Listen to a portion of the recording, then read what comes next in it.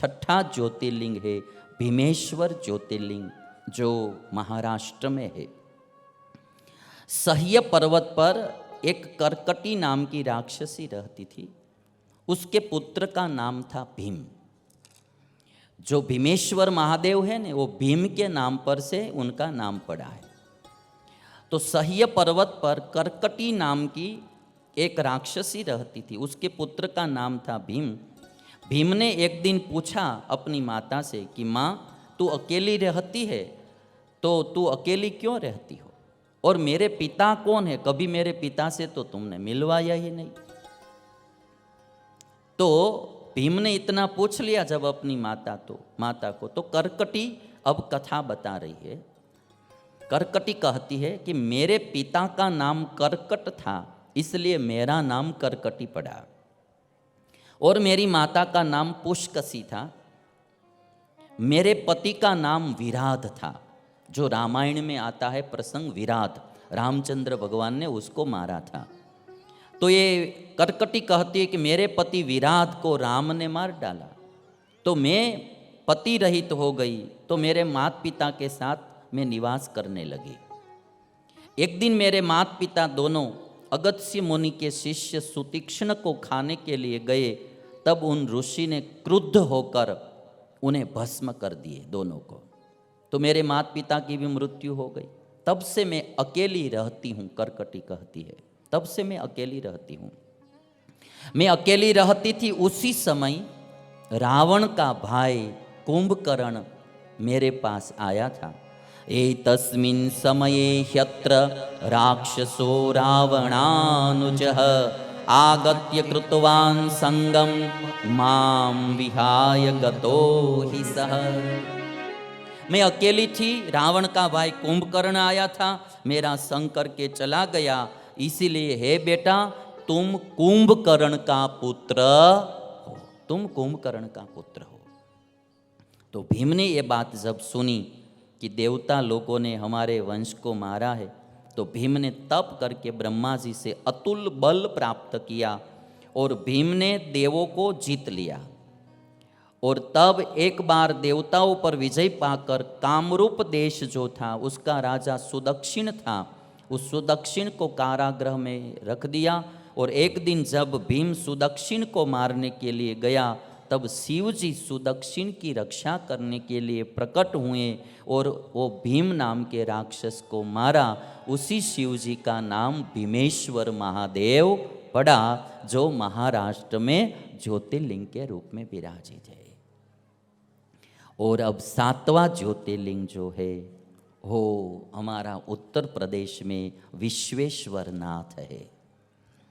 और ऐसा कहा जाता है कि प्रकृति पुरुष की तपश्चर्या करने के लिए निर्गुण शिव जी ने एक नगरी की रचना की, जिसका नाम है काशी वाराणसी। शिव पुराण में लिखा है कि भगवान द्वारा निर्मित की गई नगरी वो वाराणसी है।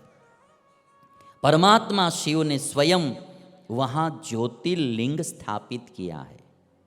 तो काशी विश्वनाथ जो है वो स्वयं परमात्मा ने स्थापित किया हुआ ज्योतिर्लिंग कहा जाता है। और स्वयं शिव ने पार्वती को काशी का महात्म्य भी कहा है। काशी की महिमा स्वयं शिव जी ने कही है। और काशी विश्वनाथ आज हम सब गौरव से दर्शन भी कर सकते हैं। और काशी विश्वनाथ महादेव जी का जो देवस्थान है पूरा विकसित हो रहा है, और गंगा मैया के तट तक आज विकसित हो रहा है। हमारा प्राचीन भारत अब फिर से दिखाई देने लगा है। जैसे रामचंद्र भगवान बरसों पहले लंका से अयोध्या वापस आए, और तब जैसी अयोध्या सजी थी, जैसी दीपमालाएं की गई थी, आज वैसी ही दीपमाला और ऐसी ही नगरी सजाई जाती है अयोध्या। तो लगता है कि फिर से राम अयोध्या में आ गए हैं। और काशी विश्वनाथ महादेव, उनका भी यही महात्म्य है। मैंने कभी सुना है ऐसा, शायद कि हमारे जो अच्छे भारत देश के बहुत बड़े प्रख्यात देश विदेश में नाम जिनका प्रख्यात था, शरणाई वादक थे बिस्मिल्लाह खान जी। हाँ, वो कभी कभार अमेरिका का कहीं देश में गए होंगे, किसी ने कहा कि आप यहीं रह जाओ और यहीं हमारे लोगों को आप ये विद्या प्रदान करो, तो उन्होंने कहा था कि आप काशी विश्वनाथ को यहाँ ला दीजिए और गंगा मैया को यहाँ ला दीजिए, तो मैं यहाँ रहूँगा। हर हर महादेव हर। काशी विश्वनाथ की बहुत महिमा है और ऐसा कहा जाता है कि हर कोई व्यक्ति यही चाहता है कि हमारी अंतिम सांस काशी में ही व्यतीत हो। 7वां ज्योतिर्लिंग विश्वनाथ ज्योतिर्लिंग है और अब 8वां ज्योतिर्लिंग त्र्यंबकेश्वर ज्योतिर्लिंग, उनकी कथा में सुनाऊंगा। महाराष्ट्र में त्र्यंबकेश्वर ज्योतिर्लिंग है। ऐसा कहा जाता है इस ज्योतिर्लिंग में ब्रह्मा विष्णु महेश तीनों का वास है। दक्षिण दिशा में ब्रह्मगिरी पर्वत है। एक बार वहाँ अनावृष्टि के कारण लोग संकट में पड़ गए, पानी नहीं मिलता था पीने के लिए भी। गौतम ऋषि ने तप करके वरुण देव को प्रसन्न किया। वरुण देव ने एक गड्ढा था वो जल से भर दिया और कहा कि ये जल अक्षय रहेगा और तीर्थ रूप हो जाएगा, कभी भी यहाँ पानी कम नहीं होगा। जल की व्यवस्था हो जाने से जितने पशु पक्षी सब चले गए थे स्थान छोड़कर, वे वापस आ गए।